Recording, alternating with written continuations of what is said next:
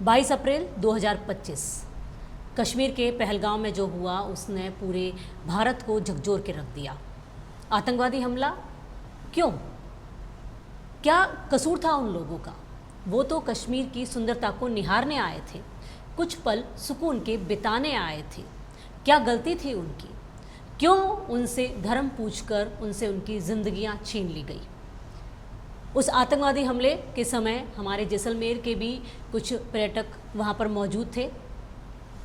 आइए उनसे बात करते हैं और जानते हैं कि कैसा रहा उनका उस समय का जो सफ़र, उस समय जो हालात थे, किस तरह से उन्होंने वहाँ पे उन हालातों से जद्दोजहद की, क्या वहाँ के लोगों ने, बाशिंदों ने उनकी मदद की या उनके लिए रुकावटें खड़ी की, कैसा रहा उनका सारा माहौल। आइए बात करते हैं। उनमें से ही हमारे साथ एक शख्स हैं जो वहाँ पे उस समय थी, भूमिका भाटिया। नमस्कार भूमिका जी। नमस्कार, बहुत बहुत स्वागत है एक बार फिर आपका हमारे चैनल पे। Thank you so much. भूमिका जी, पहले तो अभी बताइए कि वहाँ जाने का प्रोग्राम किस तरह से बना आपका? शुरुआत से शुरू कीजिए। बिल्कुल, कश्मीर तो हमें सभी पता है, हर भारतीय का मेरे हिसाब से ड्रीम डेस्टिनेशन है। और कश्मीर का तो नशा ऐसा है कि जनरली ग्रुप में बात हुआ कि कहीं चलते हैं, तो बात चली पहली कि चलो कश्मीर चलते हैं। और उसने मतलब ऐसा हो गया कि हमारा 8 दोस्तों का ग्रुप है। 8 में से एक दोस्त जो 2 साल पहले फैमिली के साथ जा चुके हैं, बाकी 7 ने वन टिप में हाँ भर दिया कि चलते हैं। बीच में एक कुछ टाइम ऐसा आया कि हर्डल्स आए, क्योंकि टिकट्स काफ़ी महंगी हो गई थी। अभी कश्मीर मतलब जिसको कह सकते हैं कि मोस्ट डिज़ायरिंग डेस्टिनेशन बना हुआ था। तो हमें लगा कि थोड़ा मतलब ऑफ बजट जा रहे हैं हम, तो ना जाएं, कहीं और चले जाते हैं, नॉर्थ ईस्ट चले जाते हैं। लेकिन वो कश्मीर का नशा ऐसा कि सबने कहा कि चलेंगे तो अब कश्मीर ही चलेंगे और तो कहीं नहीं चलेंगे। तो सीधा प्रोग्राम बना। होली के दिन छुट्टी थी, सब दोस्तों ने डिसाइड किया कि चलते हैं। और वेरी सून जो अवेलेबल टिकट्स मिली और जो सही हमें लगा कि टाइमिंग है, इवन हमने बच्चों की वेकेशंस का भी वेट नहीं किया कि लगा कि अब तो बस मन बन गया है तो चलते ही हैं। वहाँ कुछ और समा हमारा इंतजार कर रहा था। आप कहाँ थे उस समय जब ये आतंकवादी हमला हुआ? आप पहलगाम के आसपास थे या उस एरिया में? कितना दूर थे? एक्चुअली हमने जो पूरी कश्मीर की जर्नी की, एक बहुत चीज़ बड़ी मैंने ऑब्जर्व की।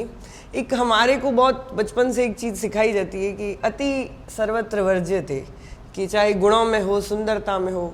कश्मीर के साथ भी वही है। वो बेचारा बदकिस्मत है, वो अभागा है, वो इतना ज़्यादा सुंदर है लेकिन उसकी किस्मत खराब है। हम पहलगाम में ही थे और इतनी अच्छा हमारा ट्रिप बहुत अच्छा जा रहा था, बहुत स्मूथ। क्योंकि वैसे भी अगर आप दोस्तों के संग तो कहीं बेरंग बेजान जगह पे भी बैठ जाएं तो आपको अच्छा लगता है। उस पर मतलब इतना खूबसूरत वो दृश्य। मैं मेरे हस्बैंड को बोल भी रही थी कि जब हम बचपन में जो सीनरीज ड्रॉ करते थे, जो हमें सिखाई जाती थी, जो ट्रेडिशनल सीनरीज, कि एक पहाड़ है, उसके पास झोपड़ी जैसे घर है, बीच में से एक नदी निकल रही है, वो मुझे लगता है कि इन जगहों, पहलगाम तो इतना ज़्यादा खूबसूरत है कि मैं आपको क्या बताऊं। और इतने शांत ये प्लेसेस कि यहाँ पे मतलब नदियों की आवाज़ें आपको सुनाई देती है, सब इतने ज़्यादा ब्यूटीफुल है। कश्मीरी भी बड़े मासूम से आपके सामने स्माइल करते हैं आपको हर टाइम। और जैसे बहुत सुंदर हमारी जर्नी चल रही थी। हम लोग एक्चुअली पहलगाम एक्सप्लोर कर रहे थे। ये जो बायसरन घाटी जहाँ पे हमला हुआ, वो हम 24 घंटा पहले जाकर आ गए थे उस जगह पर। उस जगह के भी बारे में मैं आपको क्या बताऊं, वो इतनी खूबसूरत जगह है, लेकिन उसको जो जाने का रास्ता था, मतलब बहुत जियोग्राफिकली बहुत ज़्यादा टफ प्लेस है। वहाँ पे आप या तो पैदल जा सकते हैं या फिर आपको उनके घोड़ों की हेल्प लेनी पड़ती है, जो खच्चर या घोड़े वहाँ पे चलते हैं। मतलब आप समझिए कि एक पहाड़ है और जो पहाड़ भी ऐसा है कि पहाड़ के ऊपर जंगल है, मतलब पेड़ बने हुए हैं, और उन पेड़ों के बीच में से उस कीचड़ भरी जगह में से घोड़े पहाड़ चढ़ रहे हैं। अब ये दृश्य कैसे होंगे? लेकिन क्या है कि वो आपको लगा कि आपको कुछ तब करना पड़ेगा, तब आपको खूबसूरती देखने को मिलेगी। हम गए ऊपर तो जो सुंदर नज़ारे थे वहाँ के, मतलब बहुत ही हमारा दिल खुश हो गया। वहाँ बारिश स्टार्ट हो गई, बहुत भयंकर वाली बारिश स्टार्ट हो गई। तो हमें लगा कि अब हमें ज़्यादा देर नहीं रुकना चाहिए। हम आधा घंटा 45 मिनट्स रुके। वहाँ ऊपर बड़ा घास का मैदान है, लेकिन वहाँ के जो दृश्य थे वो बड़े ही सुंदर थे। लेकिन जो बहुत की पॉइंट जो मैंने बाद में ऑब्जर्व किए कि ऐसी जगह को क्यों चुना गया होगा। जो हमने बहुत बाद में नोटिस किया जब ये सब हुआ, कि वहाँ पे बेसिकली अगर आप देखो तो छुपने की कोई जगह ही नहीं थी। एक बड़े घास के मैदान में अगर आपके सामने कोई भी ऐसी परिस्थिति आए तो आप कहाँ छुपोगे? आपके पास कुछ नहीं है छुपने के लिए, आप भाग नहीं सकते, क्योंकि वो जगहों पे आपके पैर ही नहीं टिकते, आपके जूते काम नहीं करते, हम लोग मतलब वहाँ की मिट्टी में आपके पैर फिसलते हैं, आप तो चल ही नहीं सकते, आप भागने दौड़ने के बारे में तो सोचा ही नहीं जा सकता। कई बार लगता है कि ये लोग कितना ज़्यादा इन सब चीज़ों में पहले होमवर्क करते हैं जब ऐसी जगहों को चूज़ करते हैं, और मतलब उस खूबसूरती पे जो दाग लगाना वो अभी तक हमारे जहन से गया ही नहीं।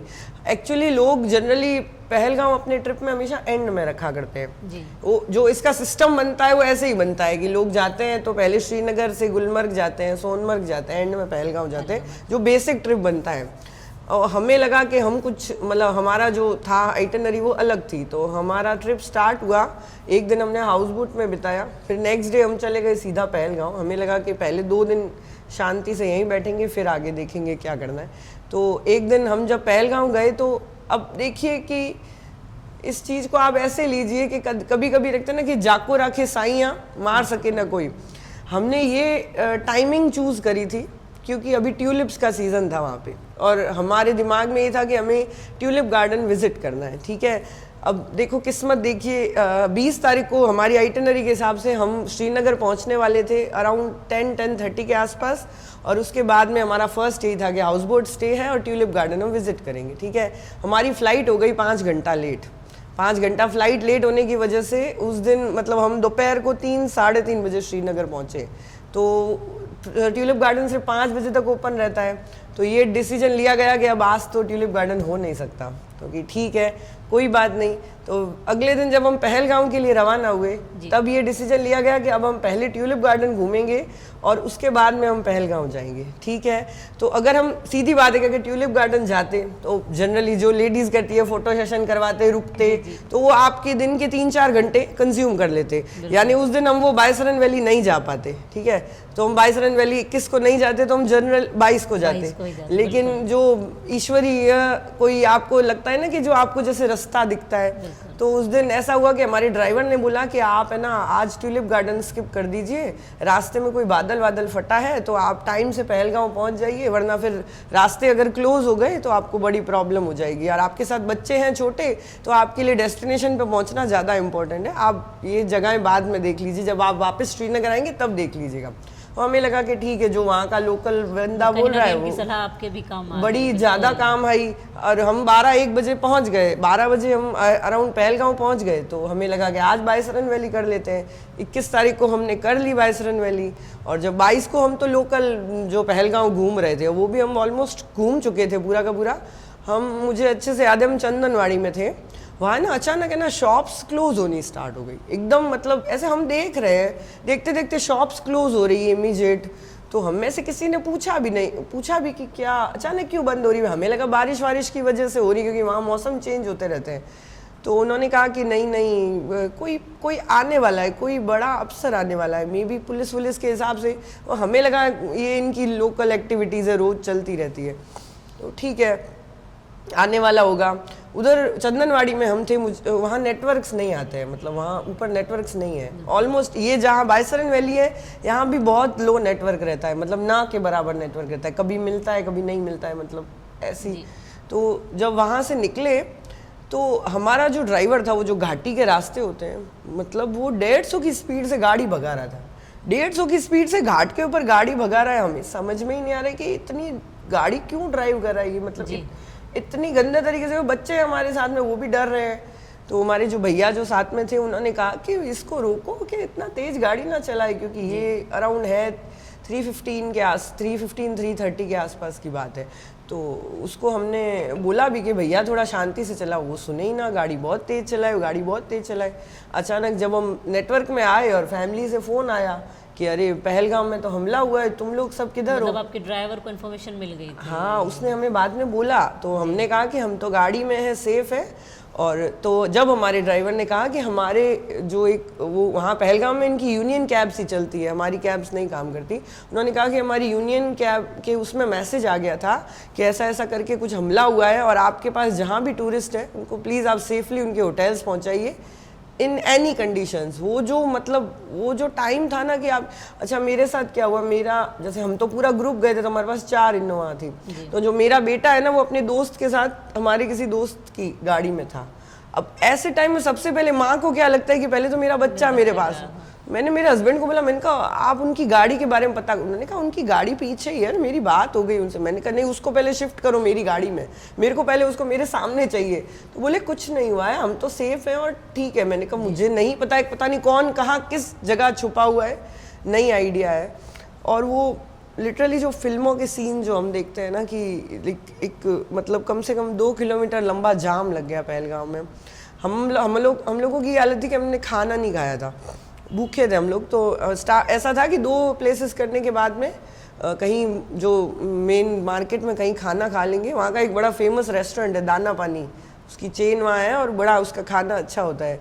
तो हमारे एक भैया ने बोला कि चलो दाना पानी खाते। तो ड्राइवर ने कहा भाई साहब आपका दाना पानी खत्म हो जाएगा, आप होटल्स पहुँचो, वो ज़्यादा आवश्यक है, हम आपके पास बच्चे हैं।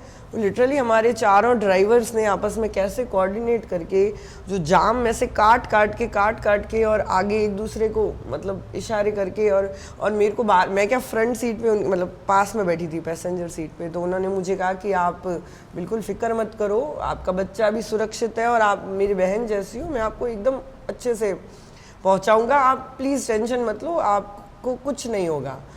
सब बात सही है, कुछ नहीं होगा, लेकिन जब तक तो इतनी भयावहता पता ही नहीं थी, क्योंकि सिर्फ ये खबर आई थी। अच्छा सबसे खराब आपको पता है क्या हुआ, जो पहली न्यूज़ चैनल्स में फ्लैश हुई वो ये हुई थी कि पहलगाम में श्रीनगर के पहलगाम में आतंकवादी हमला, 3 राजस्थानी पर्यटक गंभीर रूप से घायल। तो जो फैमिलीज थी जो उन्होंने हमें बताया कि घंटा भर उन्होंने कंटिन्यू हमें फ़ोन ट्राई किए और किसी के भी फ़ोन लग नहीं रहे थे क्योंकि हम वहाँ ऑफ लोकेशन पे थे। तो उन्होंने कहा कि वो जो घंटा उन्होंने निकाला ना, और राजस्थानी पर्यटक सुनते ही तो सबके एकदम माइंड मतलब खराब हो गया, ख्याल पहले आ जाता है, बिल्कुल सबके बुरे हाल हो गए थे। फिर जब उन्होंने हमें होटल सेफ पहुंचाया तब आके थोड़ा सा शांति फील हुई।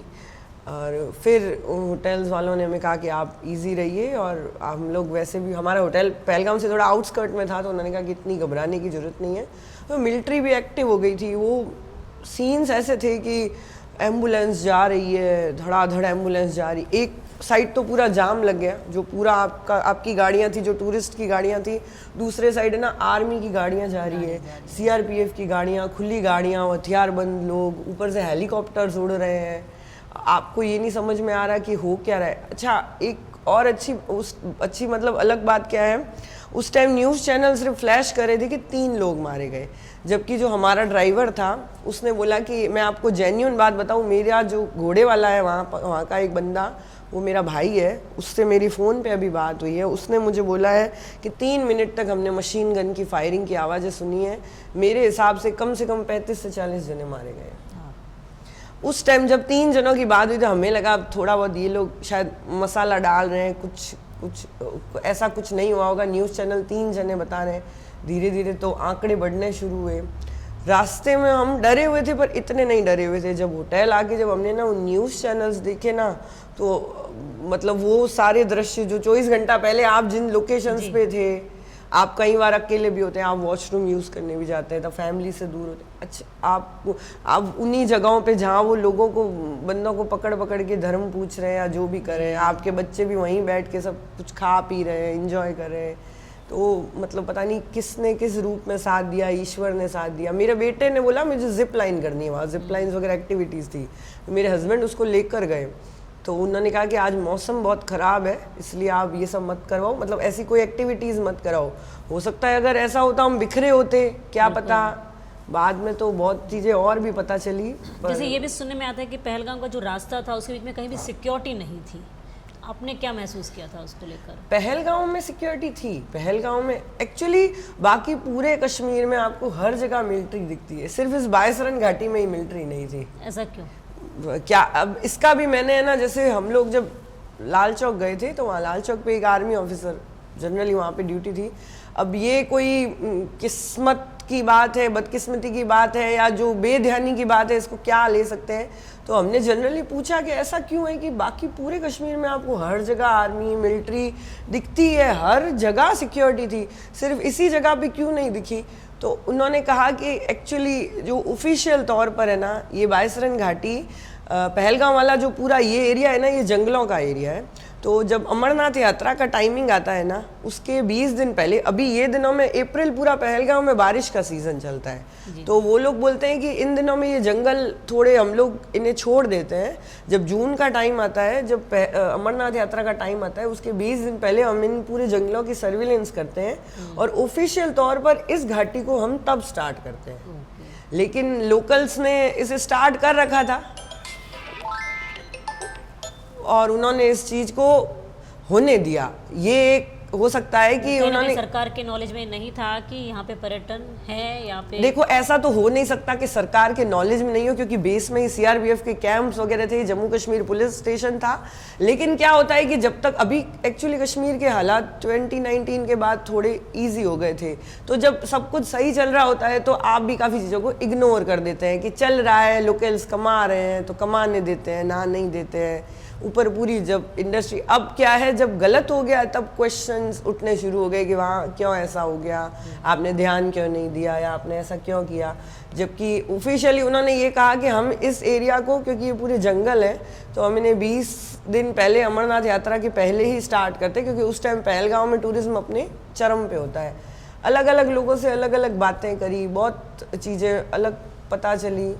जैसे एक चीज़ जो हमने नोटिस करी वो ऐसी थी कि कश्मीरियों के साथ में प्रॉब्लम है कि अब उन्हें कह सकते हो कि या तो वो अभागे हैं, या उनका इतिहास खराब है, या कुछ ऐसा है, या जैसे हमें, जैसे जो हमें हमारे दादा नाना दादी नानी ने सिखाया है, तो उन्हें ऐसी चीज़ें सिखाई गई। वो मतलब मन से वो टूरिस्ट को बहुत प्रेम करते हैं, वो टूरिस्ट को भगवान मानते हैं, शायद वो उनका, लेकिन वो गवर्नमेंट के साथ नहीं है, भारत के साथ नहीं है, वो नहीं है। मतलब वो क्यों नहीं है, उनको अच्छी चीज़ें भी गलत दिखती है।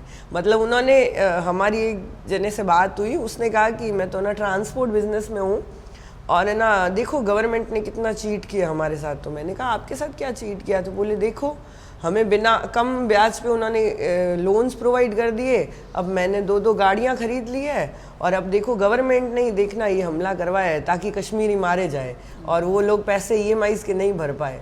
अब ये हालत हो जाती है कि आप पराए शहर में हो कि आप उन्हें कन्विंस भी नहीं कर सकते। आपको ये लगता है कि अगर अब इन्हें कैसे कन्विंस किया, हाँ, हम इनसे कोई आर्गुमेंट कर भी नहीं सकते, ना करें तो बेहतर है, बिल्कुल, क्योंकि अपने साथ बच्चे हैं। हालांकि वो नहीं करते, आपके साथ चीट नहीं करते, ये हमारे दिल का ही कहीं ना कहीं डर है। लेकिन ऐसा लगता है कि ये कंडीशन होनी स्टार्ट हो गई थी उसके बाद में कि वहाँ पे ना कोई अच्छे से भी बात करता था ना, जनरली भी बात करता था। जैसे हमारी गुलमर्ग की होटल में एक जो भैया थे जो क्लीनिंग वगैरह करते थे रूम की, वो मुझे जनरली पूछ रहे थे कि आप कहाँ से आए हो? तो मैंने कहा मैं राजस्थान से आई हूँ। तो बोले अच्छा, आपका पूरा बड़ा ग्रुप है, आप कितने जने हो, बच्चे हैं, आप गंडोला जाके आए? मुझे उसके इरादे क्वेश्चनेबल लगने स्टार्ट हो गए थे। मे बी वो नॉर्मल बात कर रहा हो, लेकिन आपकी परिस्थितियाँ ऐसी हो जाती है कि आपको लगता है कि क्या पता कौन सा बंदा सही है, कौन सा बंदा गलत है, आप किसके ऊपर ट्रस्ट करें, किसके ऊपर ट्रस्ट नहीं करें। हर एक्टिविटी के अब जैसे हम लोग वहाँ से आए ना, ये 21 तारीख की बात है, 22 को जब घटना हुई, नहीं ये 21 की ही घटना है, 22 को जब हुई, नहीं 22 को जब हम 21 को गए थे, 22 को हुआ, तो मेरी और मेरी फ्रेंड का एक डिस्कशन हुआ। उसका ना पीछे के साइड का एक रास्ता है जो बिल्कुल कच्चा रास्ता था, मतलब इतना गंदा रास्ता था वो घोड़े का कि आप खड़े भी नहीं हो सकते थे, आपके पैर फिसल रहे थे। मैं वहाँ घोड़े से गिर गई, गंदी घाटी उसकी, घोड़े से गिर गई। तो मैंने उन भैया को बोला, मैंने कहा देखो मैं अब नहीं बैठना चाहती आपके घोड़े के ऊपर, क्योंकि मैं कंफर्टेबल नहीं हूँ। तो उन्होंने कहा कि मेरी बात सुनो, तुम नहीं भी बैठना चाहती हो तो भी तुमको बैठना पड़ेगा, क्योंकि तुम पैदल नहीं चल पाओगी इन रास्तों के ऊपर, इतने गंदे रास्ते। मतलब मैं ये सोच रही थी कि अगर कोई वहाँ से भागने की भी कोशिश करे। जब हम बैक साइड से निकल रहे थे तो हमें एक बंदा वहाँ खड़ा था, वो ऐसे लग रहा था कि जैसे आर्मी के कपड़े पहना ऊपर, कैसा लगता है आपको कि गांव वालों को आर्मी के कपड़े, आर्मी वाले जब कपड़े पहनते हैं ना तो वो चुस्त दुरुस्त तरीक़ों से कपड़े पहनते हैं, तो उनके हाथ में राइफल्स होती हैं, मोस्टली वो प्रॉपर रहते हैं। अब हम मन का वहम है या पता नहीं, बार बार ऐसी खबरें देखी है जब लग रहा है। मेरी फ्रेंड ने भी कहा कि मैंने भी देखा था, मैंने भी देखा, हमने डिस्कस भी किया कि ऐसा लग रहा था जैसे किसी गांव वाले को मिलिट्री के कपड़े पहना के। अब जब हम यहाँ आए और रिकॉल करें तो क्या लगता है, क्या पता वो लोग उनमें से कोई थे, नहीं थे, याद नहीं, बहुत टाइम हो गया उस बात को। चीजें आ जाती दिमाग में। ऐसी हर चीज, हर बंदे को आप क्वेश्चन की नज़र से देखते हो। हालात ही ऐसे हो जाते हैं, हालात ही ऐसे हो जाते हैं। ये हमले के बाद का जो आपने समय वहाँ पे निकाला वो कैसा रहा आपका? देखिए, मैं आपको ऑनेस्ट बात बताऊँ, एक रात तो बहुत भयावह थी। हम जब तक पहलगाम में थे, मतलब होटल स्टाफ बोल रहा था कि कोई दिक्कत नहीं है, आप हमारे साथ, आप हमारे में हो, पर वहाँ एक्चुअली क्या होता है कि आपको क्या लगता है कि क्या पता होटल वाले बदमाश हैं, क्या पता कौन मिला हुआ है, किसके साथ कौन मिला हुआ है, आपको नहीं पता है। और जैसे जितना ज़्यादा है ना हम न्यूज़ देख रहे थे ना, उतना ज़्यादा डर लग रहा था, क्योंकि फैक्ट्स ज़्यादा पता चल रहे थे ना, ये हुआ, ये हुआ, ये हुआ। वही बच्चों को और महिलाओं को छोड़ दिया गया, केवल पुरुषों को मारा गया ताकि फैमिली खत्म हो जाए। ऐसी सब चीज़ें देख रहे थे तो आपको ज़्यादा बुरा फील हो रहा था। वहाँ मुझे याद है, अभी तक हम लोग रात को होटल में खाना खा रहे थे तो 15 मिलिट्री वाले होटल में आए, मे बी चेकिंग वगैरह करने के लिए आए। होटल वाले को लगा कि अगर इन लोगों को पता चल गया तो ये लोग तो डर जाएंगे और फिर कुछ बोलेंगे कि ये कौन है, कैसे है।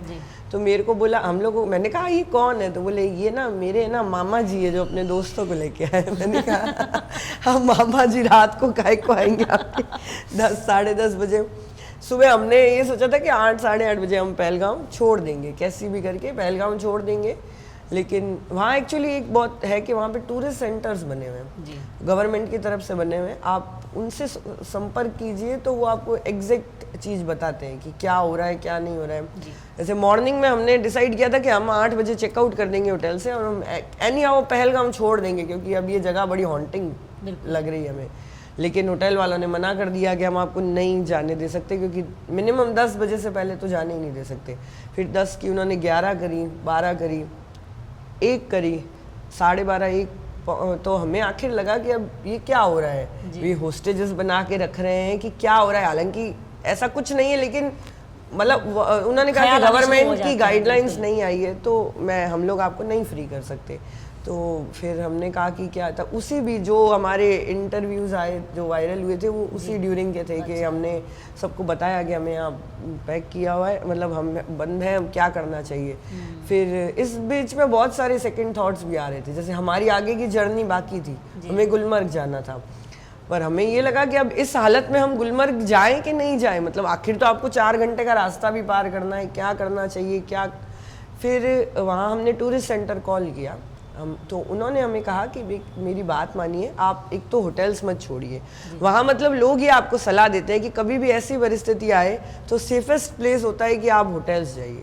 मतलब उन्होंने ऐसा बोला कि आप होटल्स में रहते हैं तो आप ज़्यादा रास्तों से, सड़कों से बेटर है कि आप होटल्स रहिए। उन्होंने एक तो ये बात कही हमें कि आप वहीं रहिए जहाँ हैं, क्योंकि आपके साथ अगर बच्चे हैं तो वो खाने के लिए भी चाहिए। अच्छा, उन्होंने कहा कि अगर आगे गवर्नमेंट की गाइडलाइंस नहीं होगी तो आपको कहीं रास्ते में रोक दिया जाएगा, तो अगर आप सड़कों पे गाड़ियों में बैठे रहेंगे उससे बेटर है कि आप जहाँ हैं वहाँ रहिए।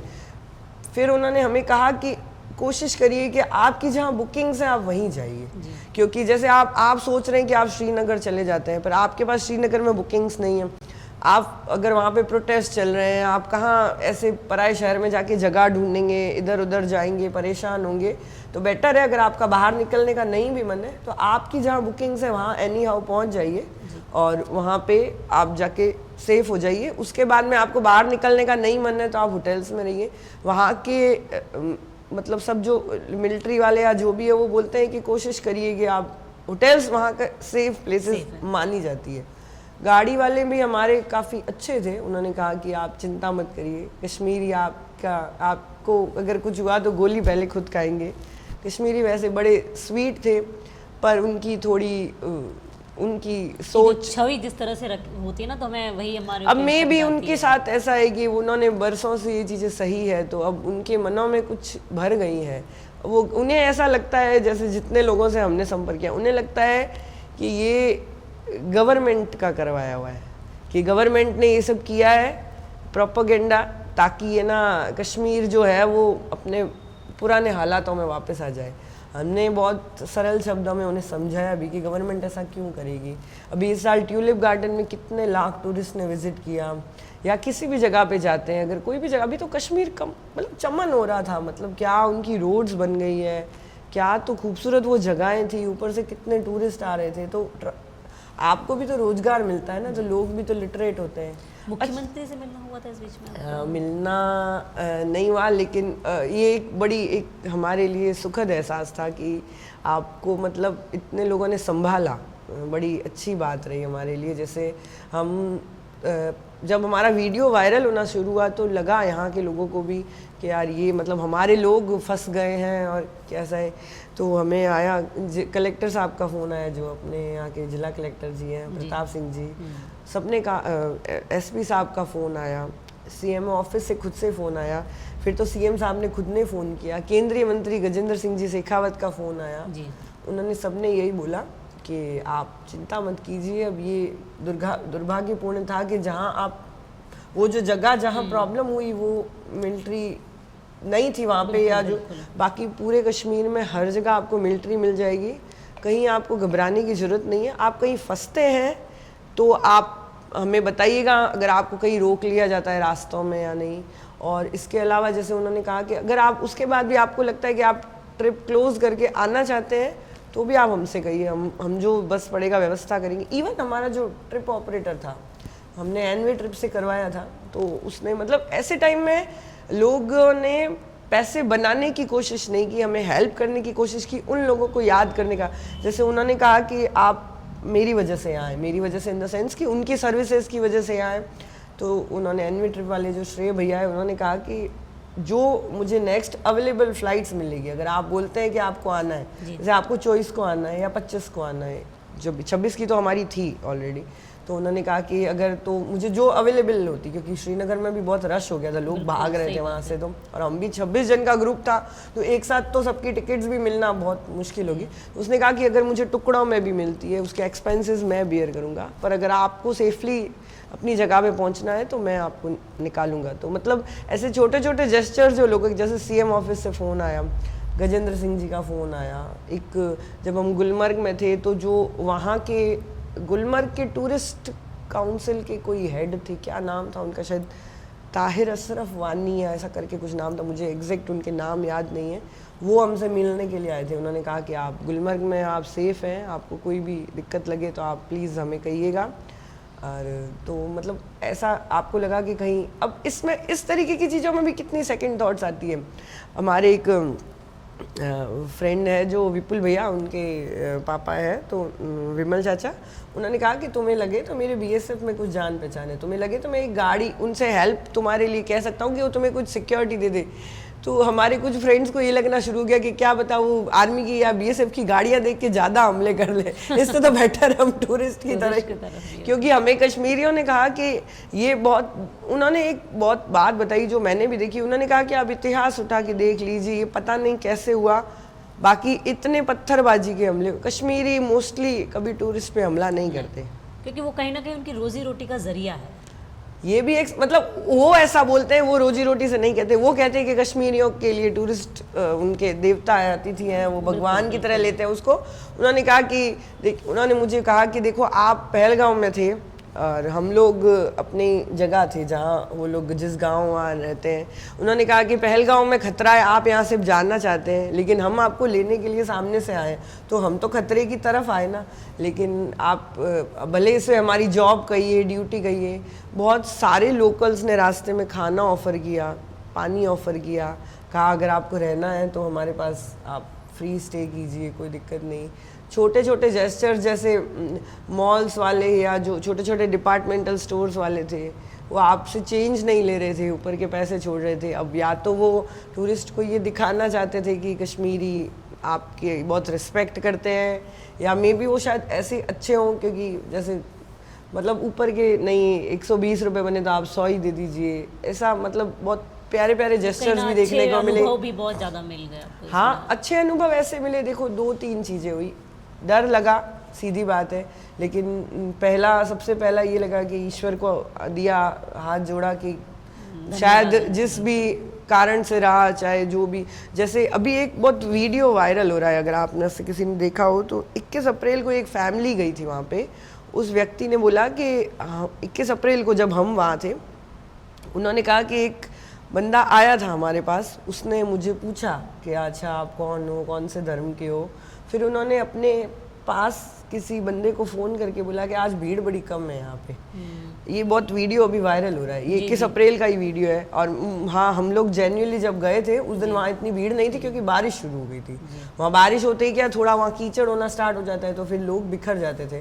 तो अब मे बी ईश्वर ने सपोर्ट किया मौसम के रूप में, या शायद हमारे परिवारजनों की दुआएं थी, कि जिसको कह सकते हैं कि हमारे में कि बारिश हुई और वहाँ पे वो कंडीशन हुई कि मे बी शायद वहाँ क्राउड बिखर गई, इसलिए उन्होंने वो दिन नहीं चुना। हो सकता है उन्होंने वो दिन चुना हो सकता, क्योंकि हालांकि अगला दिन भी रहा तो जिनके लिए दुर्भाग्यपूर्ण ही था। देखो, जिसके साथ हुआ उसके साथ तो गलत ही हुआ। अब वही है कि आप तो ईश्वर का ही शुक्रिया अदा कर सकते हैं, और तो कुछ नहीं कर सकते। और तो मतलब फिर जब सबके फोन्स आए, तब हम, मुझे याद है, गुलमर्ग में थे। वो रात भी थोड़ी हमारे लिए क्रूशियल थी, क्योंकि वो हमें डिसीजन मेकिंग करनी थी। अब जब आप इतने बड़े ग्रुप में जाते हैं तो आपको ऐसा लगता है कि आप किसी दोस्त की भावनाओं को भी आहत ना करें, और अपने डर के साथ भी कैसे मतलब उसे भी कैसे करें, कैसे चले। जैसे हमें अगले दिन सुबह हमारा था कि 8 बजे हमें गंडोला राइड के लिए जाना है। अब आपको भाई ये फील होना शुरू हो जाता है कि क्या पता ये टूरिस्ट डेस्टिनेशन अगला हो, आप कैसे इस बात का फैसला करें। कुछ दोस्त थे जो जाना चाहते थे, कि उन्हें लगा कि जब हम इतने करीब आ गए हैं, और बार बार शायद ऐसा नहीं हो, हमें मतलब इतना डरना नहीं चाहिए। कुछ थे जिन्हें लग रहा था कि भाई देखो, जान है तो जान है। इस बीच में फिर हमने वही किया, हमने वहाँ टूरिस्ट सेंटर कॉल किया। उन्होंने हमें कहा कि आप चिंता मत कीजिए, गुलमर्ग गंडोला काफ़ी सेफ़ है। गुलमर्ग में वैसे काफ़ी आर्मी आपको हर जगह दिखती है, मतलब बहुत इजीली। तो और उन्होंने कहा कि आप प्लीज़ अपना कंटिन्यू कीजिए। तो फिर हमने डिसीजन लिया कि चलो जाएंगे तो सब साथ ही जाएंगे, अगर ज़्यादा अच्छा नहीं लगा तो जल्दी आ जाएंगे।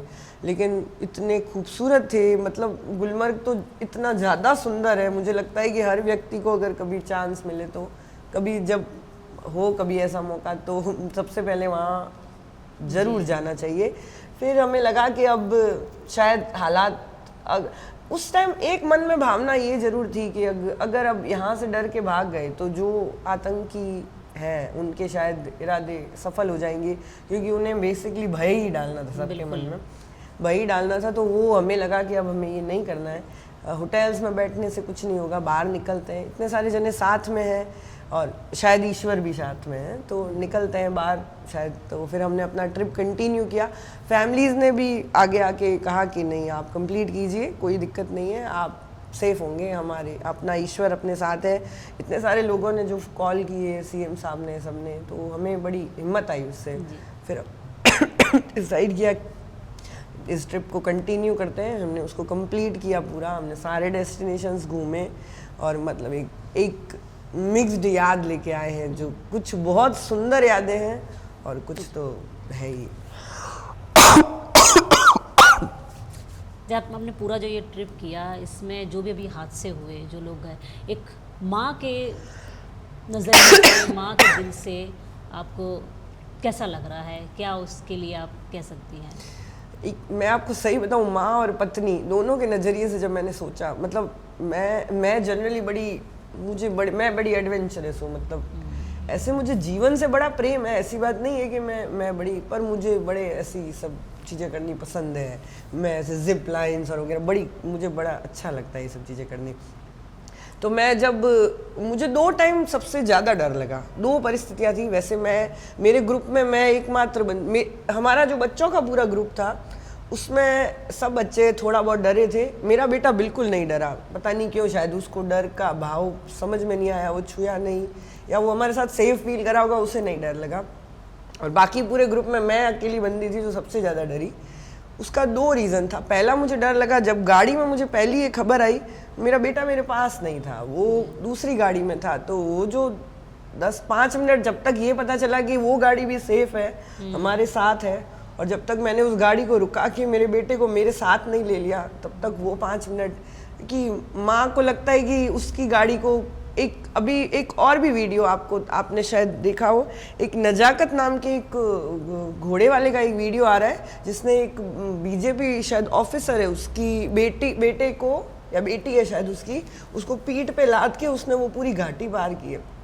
उस व्यक्ति का मैंने इंटरव्यू देखा था, उसने बोला कि मैं वहाँ एक रेलिंग थी, उसने बोला कि नजाकत ने फांदा, मैंने मेरी बेटी को उसको दिया, मैं खुद भी उसको फांदा, लेकिन मेरी बीवी उसको क्रॉस नहीं कर पाई होगी। तो उसने कहा कि मेरी बीवी ने मुझे बोला कि आप कैसे भी आप नीचे चले जाओ और मेरी बच्ची को लेके नीचे चले जाओ, मेरा जो होगा देख लेंगे। मैं हालांकि फिर उन्होंने एक्चुअली शायद लेडीज को विक्टिम बनाया ही नहीं, तो वो टारगेट जेंट्स ही थे। तो वो 20 मिनट के बाद में उन्होंने कहा कि मेरी वाइफ भी आ गई, तब जाके मुझे मतलब शांति लगी।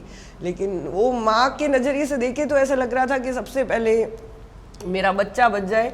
मैं बार बार जब वो मेमोरीज रिकॉल करी मेरे माइंड में सबसे पहले ये आ रहा है कि जैसे मेरा बेटा जिप लाइन के लिए जाने वाला था, अगर ऐसे टाइम में वो होता तो या वो मेरे पास नहीं होता। अच्छा, आप इतने सारे जनों के ग्रुप में हो, मेरा बेटा तो मेरा है ही, बच्चे तो सारे मेरे ही हैं। क्या हम अगर वहाँ ऐसी परिस्थिति होती और अगर भागने का मौका आता तो मैं किसको छोड़ के भागती? क्या मैं किसी दोस्त को छोड़ के भागती या उसके बच्चे को छोड़ के भागती? नहीं भाग पाते हम।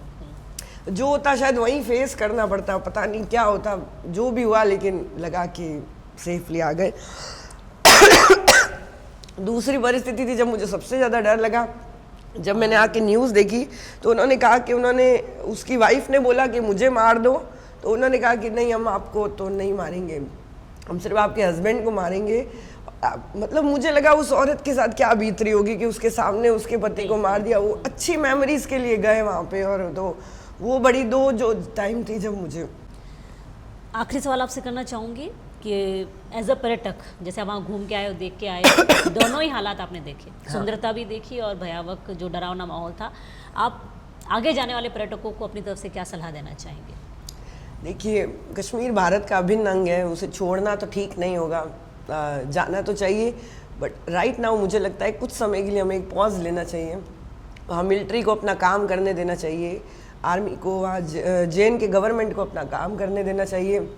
जब आप यहाँ से जाते हैं तो मुझे लगता है कि आप ऐसे टूरिस्ट डेस्टिनेशंस पे जाइए जिनकी आप सिक्योरिटी के बारे में पहले पूरा चेक करिए, वहाँ के टूरिस्ट सेंटर से आप पूरी डिटेल्स लीजिए। अगर ऐसी जगहों पे कोशिश करिए कि आप जाइए जहाँ पे नेटवर्क्स फुल आते हो, बिल्कुल, जहाँ से आप किसी से कांटेक्ट कर सकते हो। अगर और डेस्टिनेशंस है जहाँ पे गाड़ियाँ वगैरह नहीं जाती है तो आप कोशिश करिए कि अवॉइड करिए, ऐसी जगह मत जाइए, क्योंकि कश्मीर की एक घाटी नहीं, वहाँ की हर जगह ही सुंदर है। अब बाद में तो हमने फ़ोटोज़ भी कैप्चर करने कम कर दिए थे, क्योंकि मुझे लगता था कि इतनी सुंदर जगह है कि इसको तो आँखों से ही देखना बड़ा ही प्यारा है। तो कुछ समय के लिए पॉज लीजिए, हम अपनी फैमिली के लिए बड़े वैल्यूबल्स हैं। वो जब हमने ये पूरा फेस किया तो हमें पता चला कि परिवार के बड़े फ़ोन आ रहे थे कि अब तुम आ जाओ बस, अब तुम, तो हमें लग रहा था हमें घूमना है, हमें कंप्लीट करना है अपने ट्रिप को कि इतनी दूर गए। परिवार को लग रहा था कि अब बस तुम लोग आ जाओ, बस तुम लोग, तो हम बड़े वैल्यूबल हैं उनके लिए। तो एक कुछ टाइम का पॉज लेते हैं और वहाँ आर्मी को अपना अच्छे से काम करने देते हैं, उसके बाद में वापस ज़रूर जाएंगे। कश्मीर क्यों नहीं जाएंगे, हमारा अपना है, राइट नाउ थोड़ा रुकना चाहिए। धन्यवाद भूमिका जी, अपना समय देने के लिए बहुत बहुत धन्यवाद।